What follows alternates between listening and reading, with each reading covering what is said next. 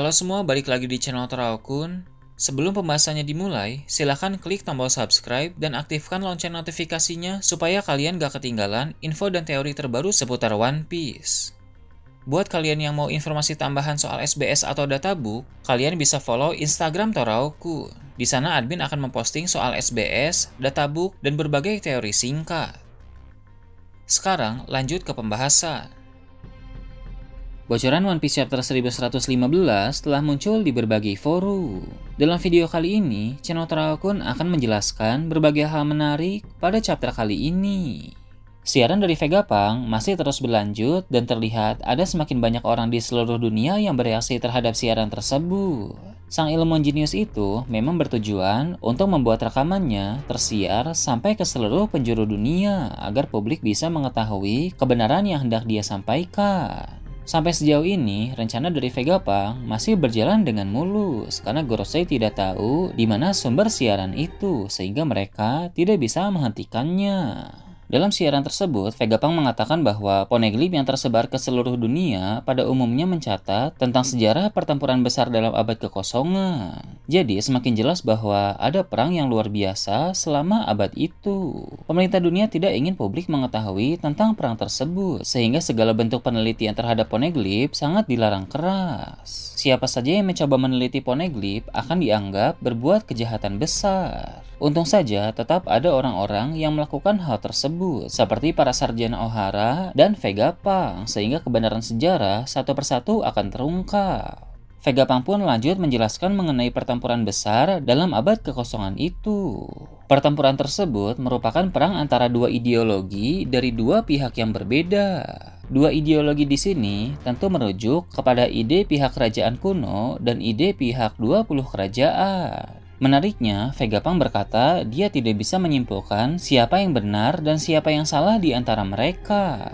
Perang serta ideologi dalam abad kekosongan itu masih menjadi misteri besar. Selama ini, banyak narasi dari para penggemar tentang kerajaan kuno adalah pihak yang benar, sedangkan pihak yang salah adalah aliansi 20 kerajaan. Narasi itu terbentuk karena kita melihat para Tenryubito yang merupakan keturunan dari para raja yang beraliansi itu adalah orang-orang jahat. Mereka sering semena-mena dan melakukan banyak kekejaman. Namun, di sini Vegapunk sendiri tidak bisa menyimpulkan siapa yang benar dan siapa yang salah dalam abad kekosongan itu.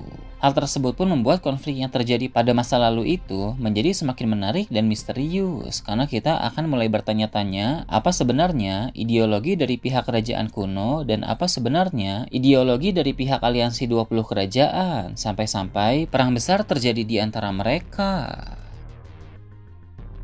Sementara siaran Vegapunk masih berjalan, para Gorosei di Pulau Egghead semakin sibuk untuk mencari cara menghentikan siaran tersebut. Gorosei Mars menggunakan kekuatan Haoshoku Haki yang dia miliki untuk menghancurkan beberapa denden mushi yang ada di sana.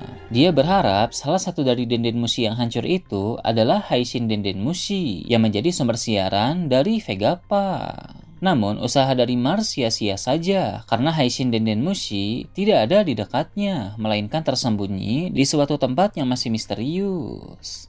Kemudian terlihat Gorosei Juro melakukan aksi yang cukup memukau. Dia melancarkan tebasan yang kuat ke arah Pang Record, sehingga Pang Record terbelah menjadi dua bagian. Kemampuan pedang dari sang Gorosei itu benar-benar pada tingkatan yang tinggi. Dia sangat ahli dalam teknik tebasan dan penguasaannya terhadap ilmu pedang sangat luar biasa, sehingga kita bisa dengan mudah mengetahui kehebatannya. Diketahui juga bahwa tebasan dari Juro itu membuat para Serapim menjadi terbebas. Terbebasnya para Serapim akan membuat pertempuran di Pulau Egghead menjadi semakin panas. Hal itu tentu semakin menguntungkan pihak Gorosei, karena merekalah pemegang otoritas tertinggi untuk memerintahkan para Serapim. Snake atau Serapim Hancock mungkin bisa berada di pihak Luffy karena dia jatuh cinta kepada si topi jerami itu. Tapi tiga Serapim lain tetap akan berada di pihak Gorosei, sehingga para Gorosei bisa memberi perintah kepada mereka.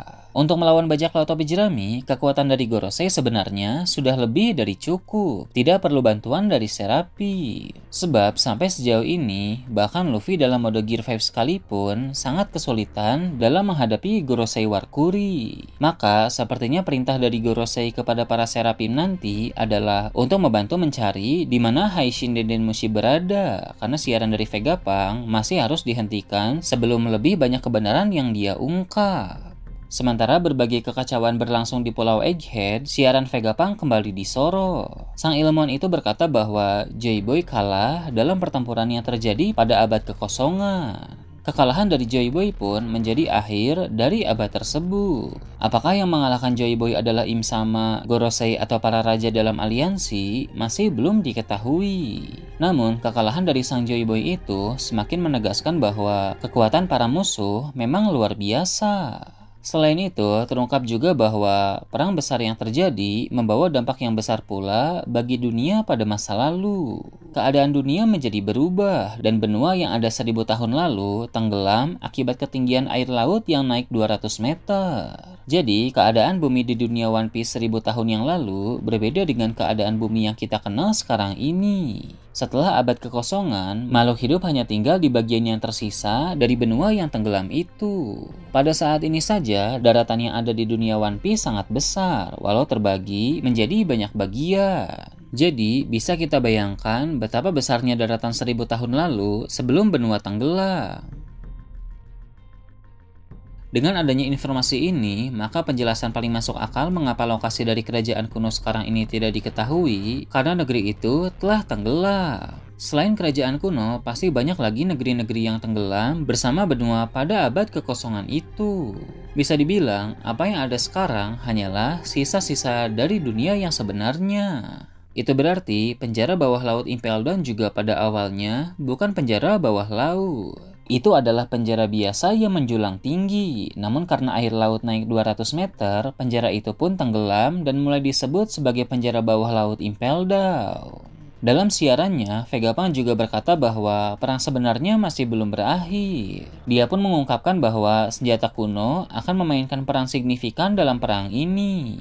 Seperti yang bisa kita duga, fungsi dari senjata kuno akan sangat penting pada masa depan nanti. Senjata kuno bukan hanya memiliki kekuatan yang dapat digunakan untuk menghancurkan musuh, tapi juga memiliki fungsi dan tujuan rahasia yang jauh lebih penting. Pada bagian akhir chapter, Mary Joyce diperlihatkan.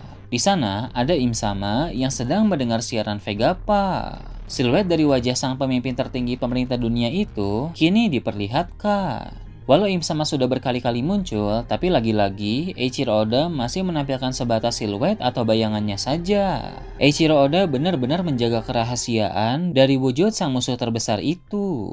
Namun, mengingat cerita telah semakin jauh berjalan, maka tidak lama lagi seperti apa wajah Im Sama pasti akan segera muncul. Bukan hanya itu saja, tapi Im Sama pun tampaknya akan mulai lebih aktif dalam melakukan hal-hal besar setelah siaran dari Vegapunk berakhir nanti. Nah, itu tadi berbagai hal menarik pada chapter 1115. Gimana menurut kalian? Silahkan tulis di kolom komentar di bawah. Oke, segitu aja untuk pembahasan kali ini. Jangan lupa like, share, dan subscribe untuk video menarik selanjutnya. Gue Toraokun, Shambles.